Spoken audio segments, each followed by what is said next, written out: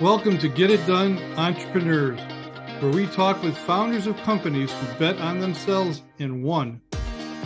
My name is Rich LeBrun, and I am the founder and CEO of LeBrun Advisory Group. You can find us at rlebrun.com.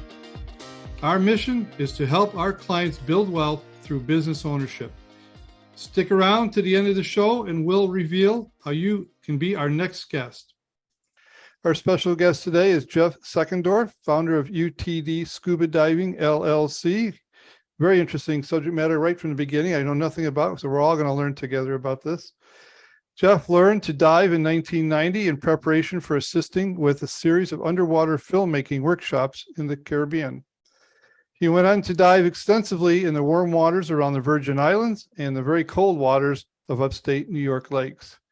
After a long career in the film industry, Jeff co-founded United Team Diving, a global scuba training and certification agency and scuba equipment manufacturer.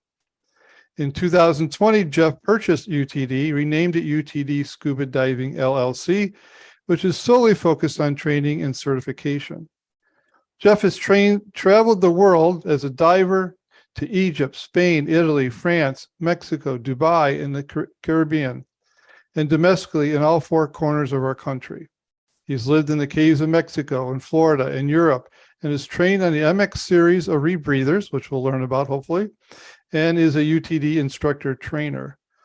Jeff has been teaching adults all his life. He spent 2 decades as master faculty at the Maine Media Workshops in the Rockport College, and 8 years as the owner of One-on-One Film Training, a mentoring consulting company training emerging film directors.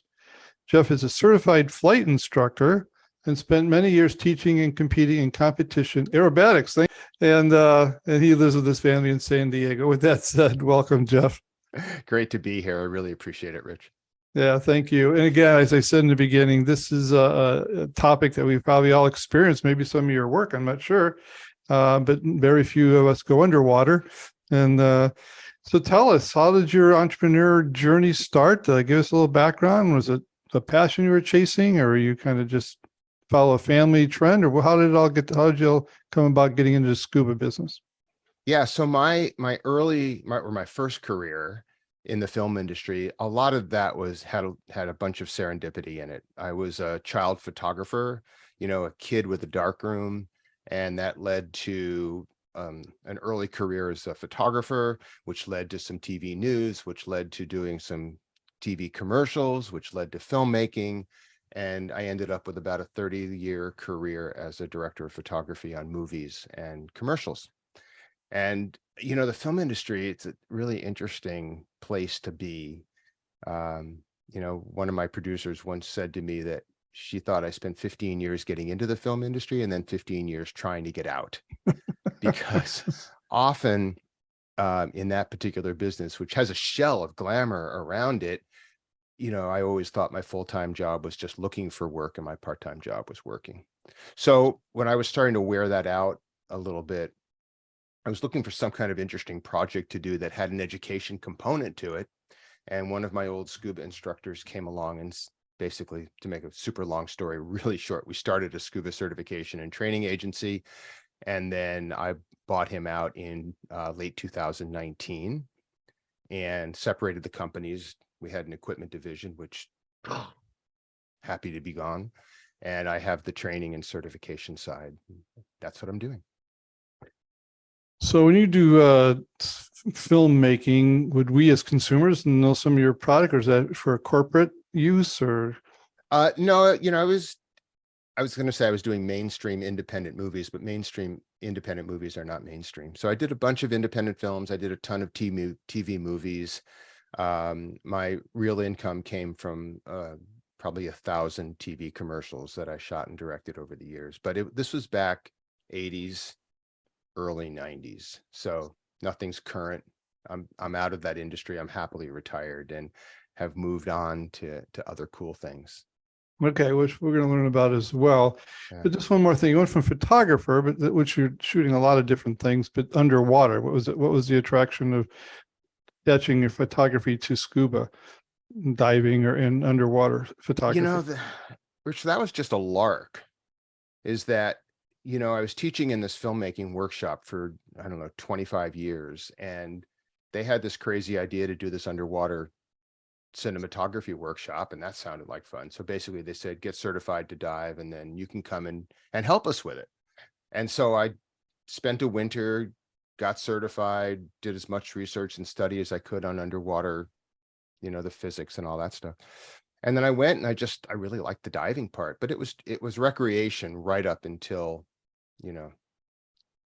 I became an instructor, and then we started UTD. So in your prior years, were you always an entrepreneur? Did you ever work for a company as a photographer, or did you just start out doing, I'll call it freelancing, maybe for lack of a better word? Yeah, I've had short runs as an employee. I apparently don't make the world's best employee. So Most entrepreneurs don't. yeah. So, I had the 3 decades in the film industry, it was freelance all.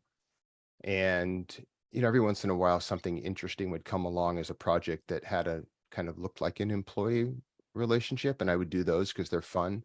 But no, I've always had some 1, 2, 3 small businesses running at the same time, most of them education related in one way or another. The one-on-one film training program was awesome because we mentored these emerging film directors who had a script or an idea, but didn't know how to tell their story with a camera.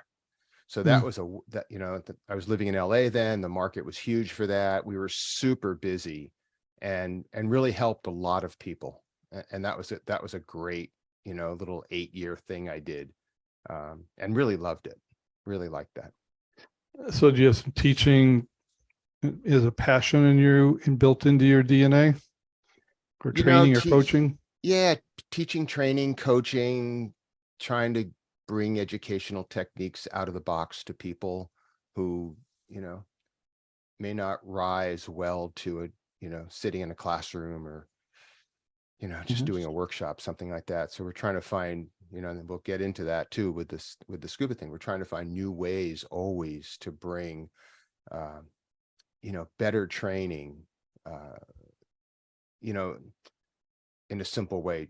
When you look at education, I'm going to diverge for 1 second here. When you look at education classically, we generally define it as creating a change in behavior in your students. Sort of a traditional definition of education. That change in behavior is worthless if there's no retention.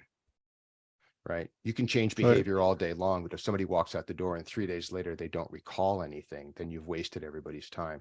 So really the work that I've done as an educator my whole life is to really figure out methodologies that help people on the retention part, so they retain what they've learned and retain that behavior change and don't revert to the old behavior. Okay, good.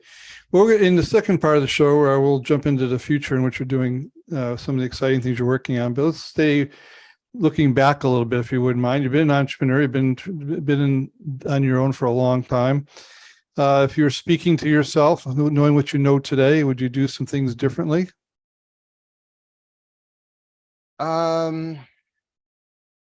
That's a good question.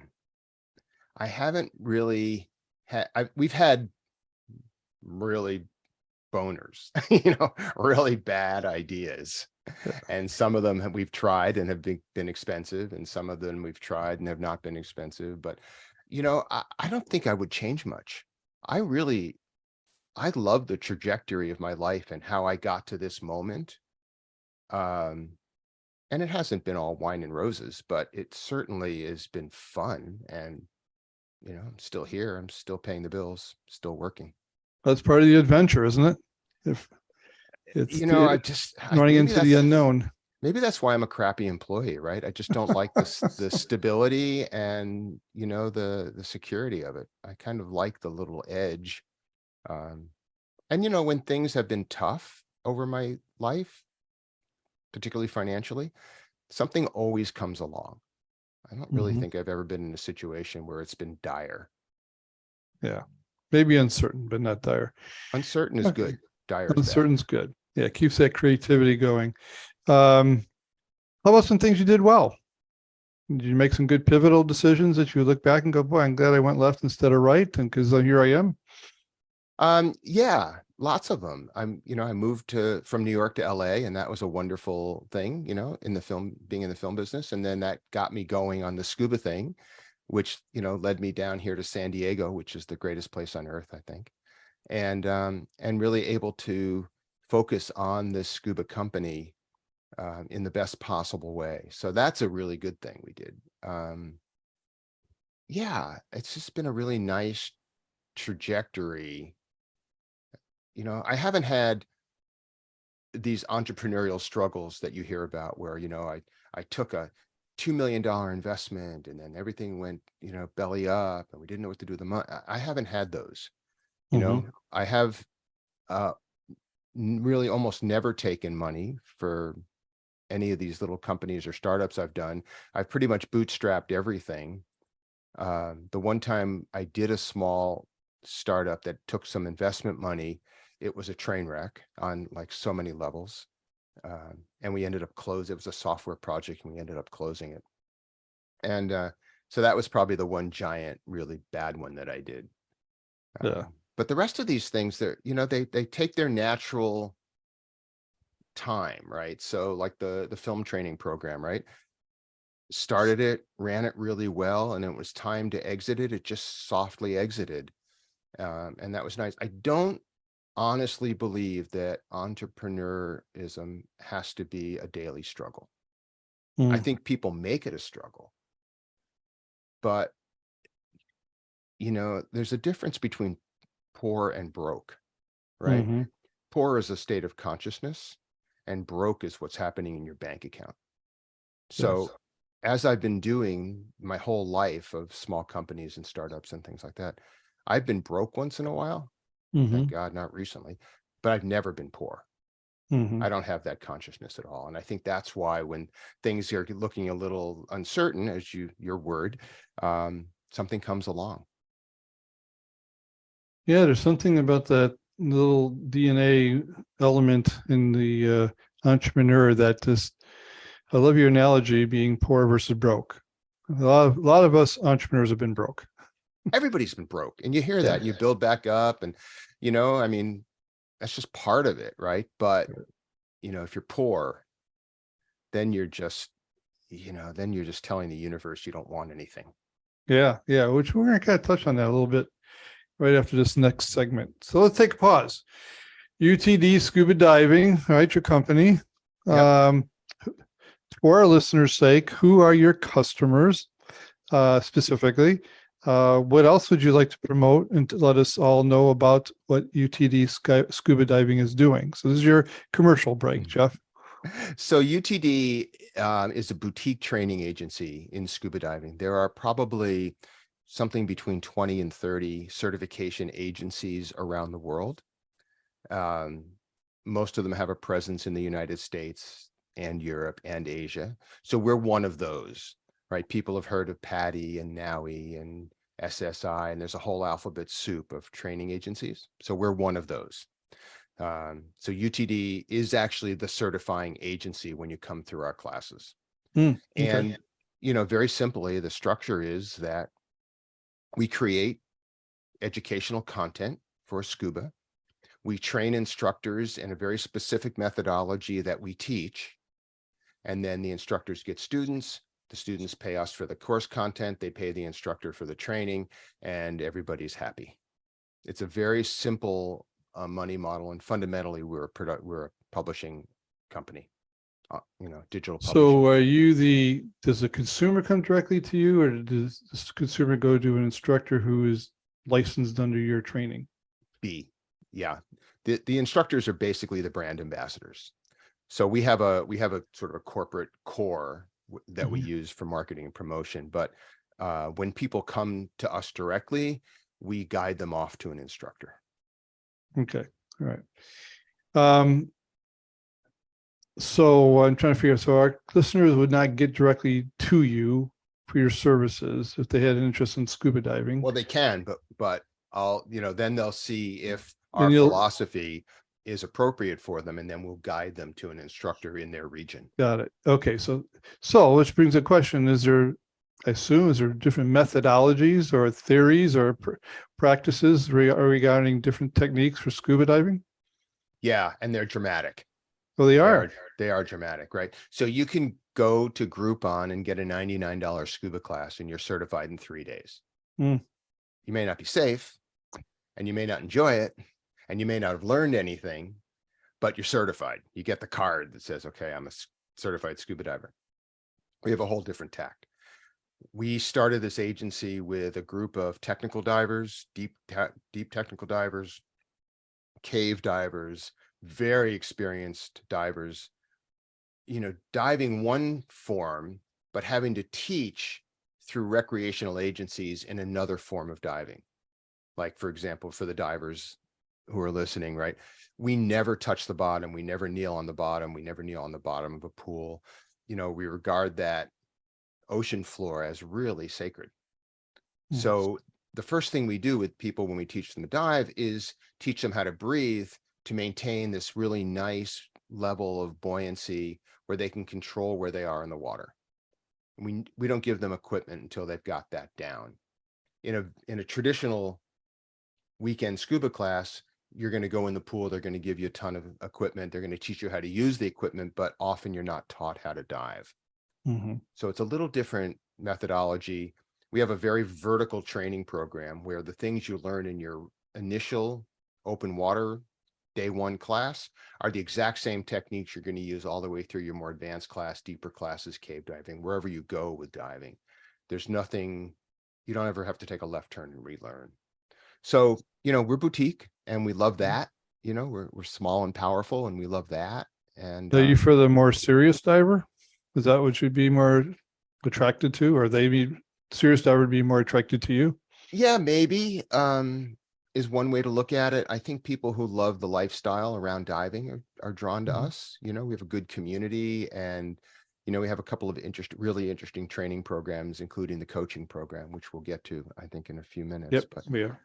Yeah, it's utdscubadiving.com, formerly Unified Team Diving, and there's a simple website. It's got all the material on it, and certainly anybody can just hit the contact button, and that goes to me. Perfect. We're pretty lean organization. All right, so just give me a little tidbit of information. What is MX series of rebreathers? It's a manual series of rebreathers that we no longer support. Okay. We don't really need to go down that road. All right, we won't do that anymore. Okay, so it's a technique. All right, we'll highlight any favorite place that you did some diving, just for the fun of it, for our listeners. One of your most favorite places. So I've done a lot of diving, and much of my diving has been teaching. So my opportunities to go do fun dives, I take those really seriously. So, grabbing my wife and running down to Cozumel and drift diving at 20 feet, that's amazing. The Red Sea, we've done trips there. So, my fun diving is when the two of us can go someplace and there's no stress and no nothing. And that's my favorite kind of diving. Just enjoying the day. Great. Yeah. And at the other side of the coin, I spend a lot of time teaching instructors, and those aha moments that come up are really satisfying. Yeah, sure sounds like you found your passion in life. Let's dive into the next part of the program, which is more future looking. Mm-hmm. Okay. I don't know if your industry was affected. I'm sure it was by COVID, which is called essential now. Recession resistance, 2008 financial crisis. We have all the headwinds of 2022. You name them, we got them all in 1 year. Got some more of those heading into 2023. So tell us about how you're navigating your business. Are you growing, expanding? Maybe you have some new exciting things on the horizon. Let's talk about that. So how do you see the next 12, 24 months as far as being an owner of a company? Well, so going backward first is that COVID actually served us okay, because I bought this company in 2019 with a plan to rebuild it in 2020. And it was awesome that nobody was diving in 2020, because it gave us all this headroom to redo the content, redo the website, get everything up where we wanted it to. So COVID at the onset didn't crush us. And then when we were done, the pandemic wasn't. So then there was a period of time where people couldn't dive. And that was a little bit stressful. What did you call it earlier? Not headwinds. dire, but yeah, Oh, okay. something. That was a tough period, but it was a tough period for all businesses. Yes. So, we weathered that. Like I said to you earlier, I bootstrapped everything I've done. So we, had enough money to get through it. We're very lean. The people who work with us are mostly attached by contract. So, we didn't have big payroll and stuff to have to make. So once diving opened up again, 2021, we just lit ourselves on fire. And we've always been innovative. We've always done new stuff and tried things and been copied in a, flattering way. But, I'm a master's athlete. I race my bicycle mostly on the track. I'm chasing, this crazy hour record on the bike in my age group. And I'm a record holder in different events. So, for years and years and years, I've been a coached cyclist, in my chosen thing, which is endurance cycling. And so I had this thought that why aren't we using the exact same model for scuba diving? We could look at scuba diving as a sport. And so we built this UTD scuba coaching program wherein it's a little semantics, but the students, we call them clients, and the instructors, the UTD instructors, we call them coaches. And people come into the program, they pay a monthly fee. We give them a calendar, a way to communicate with their coach. And we, every week, populate their workout calendar. If you're listening to this, I'm doing air quotes on workout. And those workouts might be an academic chapter. They might be a podcast. They might be a video. They might be some homework. They might, and they, based on, it's a one-on-one relationship with the coach. We know how much time they have, how much money they have, how much, what their schedule's like, when they're diving, when they want to sit at home and do homework. And we program all this out for them over a long period of time. So we've taken this process of scuba education and slowed it way, way down. So instead of 2 weekends, maybe it's 4 months or 6 months. We've had people in since the beginning, 2 years. We've had people change goals in the scuba program, right? Where they come in recreationally just to get better skills and learn a little bit more about it. We get them a fitness program. That's all part of it. They get stronger. They get better as divers. They start to integrate the things they learn in scuba into their lifestyle. And then we've had people move from recreational to technical. We've had people move from technical to our leadership program in coaching. And it's just been nothing short of amazing to just sort of change the way people learn to dive and get this race for a certification card off the table and really focus the training on training. We have a saying that you pay for training, but you earn certification. In this model, you really are focused on the training and the education. And I think, the last little piece of that is that, and what I learned as a cyclist, both trying to do it on my own, which never works. Self-coaching for me is horrible. And having a coach. Coaching doesn't just make me faster on the bicycle. Coaching makes me a better cyclist. Mentally, nutrition, hydration, race management, equipment, aerodynamics, it's all of that together makes me better. The scuba coaching program makes you a better diver, not just a more certified diver. And it's just been this amazing shift in an industry. And, of course, we're pushing an elephant uphill because nobody else is doing it. But in our end, it's been great. Are you building a community? It builds a community. The coaching clients work together. They become friends. Some coaching clients bring in other clients, and we build these little pockets everywhere. And, we've always had a strong community, within the organization, but now it's even more powerful. I'm not, again, I don't know anything first thing about which you do actually from scuba diving, but I can gather from your passion, your heart in the matter, it's a lifestyle. It's a organism that you've put together that's not just, like I said, I'm not going to get the certification so I can go on a weekend trip down the Caribbean and go scuba diving.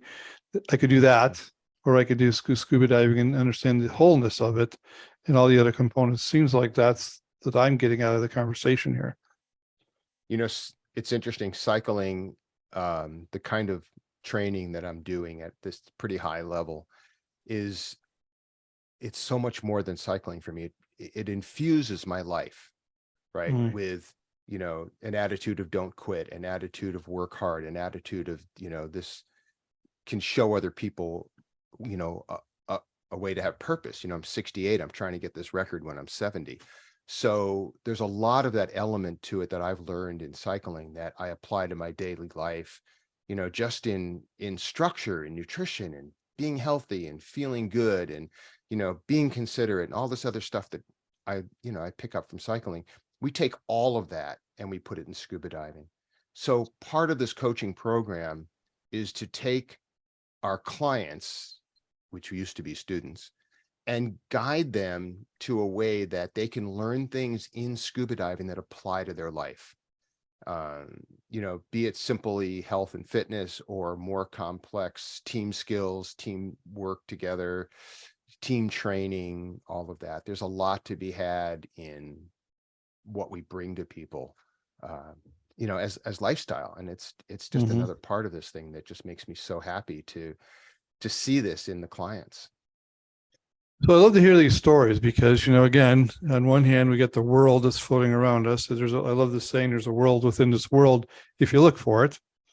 And you found your world within the world by pivoting and adjusting and expanding the reach and actually the purpose of what you do in the midst of some crazy times. And I think that's very exciting. And it's a lot of times, like when things get rough, good things come out of it sometimes.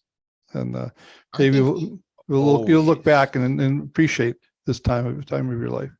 Yeah, no, I'm very in the moment, right? I live in this world of gratitude. I have a lot and I've worked hard for it and I'm grateful for it every day. I don't take anything for granted.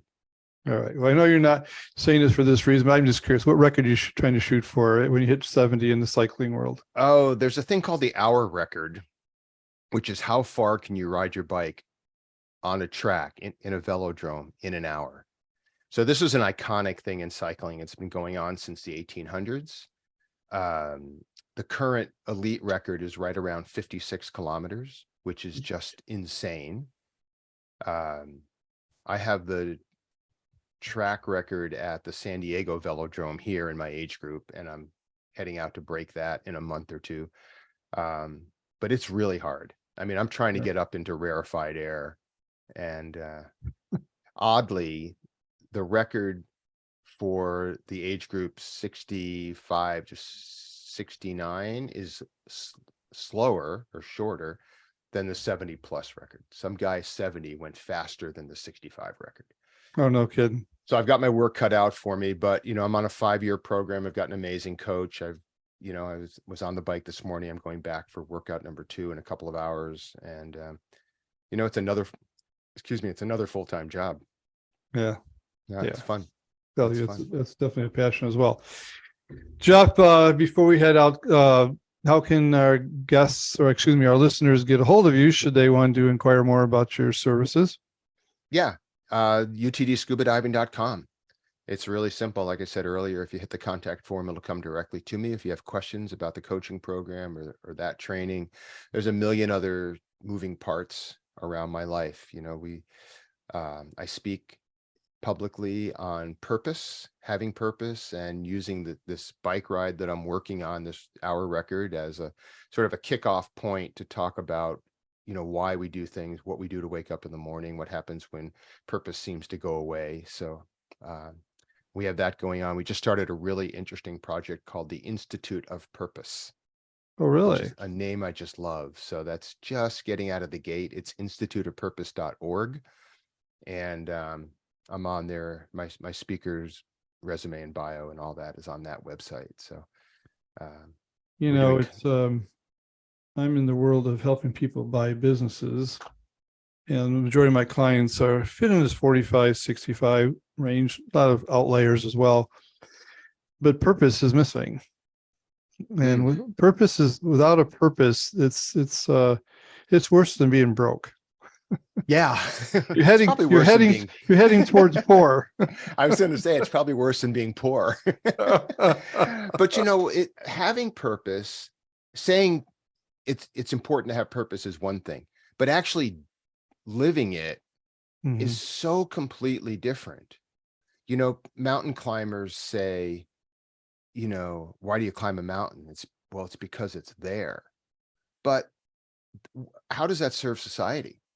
How does that do anything for your next door neighbor, for your grandkids? And so when I started working on this hour record attempt, it was very much that feeling. I'm going to do this record. It's going to be for me. I'm going to be strong. I'm going to have my Facebook page will light up. And then I realized really what I wanted to do was use this as a way to, talk to people about you can do anything.